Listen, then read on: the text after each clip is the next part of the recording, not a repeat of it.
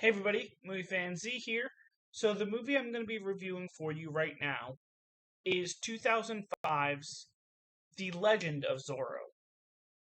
So interestingly enough, I have seen The Mask of Zorro from 1998 three times total in its entirety.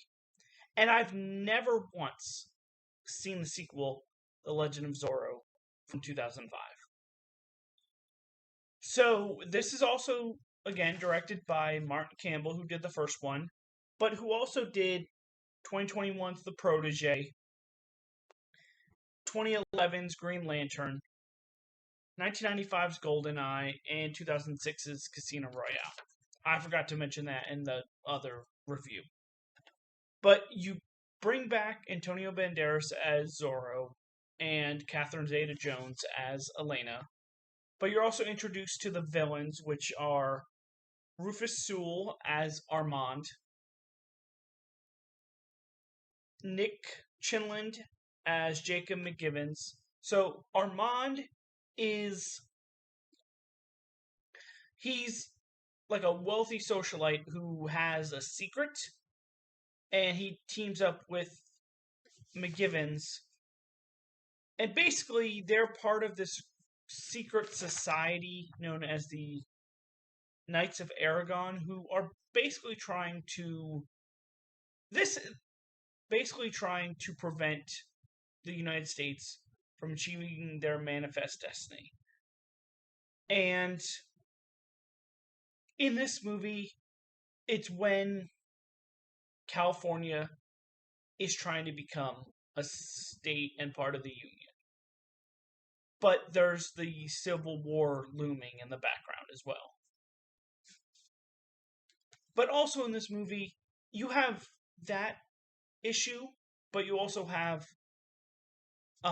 Elena, who is divorcing Alejandro because of his Zorro ways,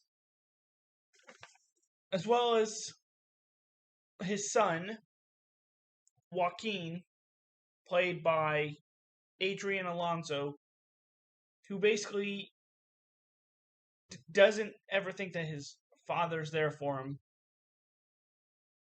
So there's that issue as well. A lot of issues in this movie. So let's get to this movie.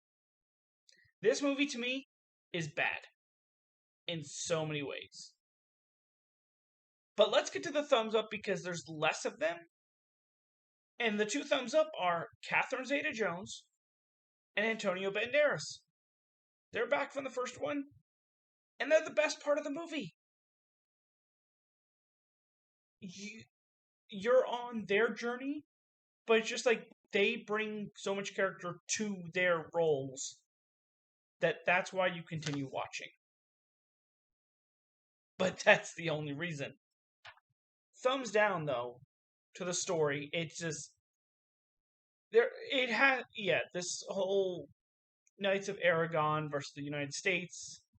It just, nothing about any of these stories that I mentioned were at all interesting.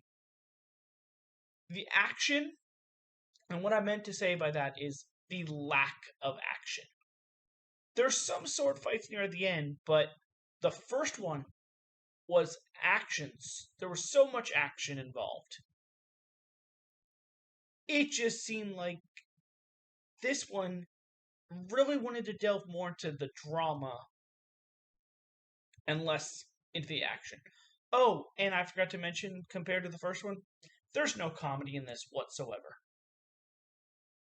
The first one at least sprinkled in some comedy, and I like that because you get everything in there. It was too long. It was very long, and it didn't need to be. It was 2 hours and 10 minutes, and at a point, I was like an hour and a half in. It's just like, how much more of this movie does there need to be?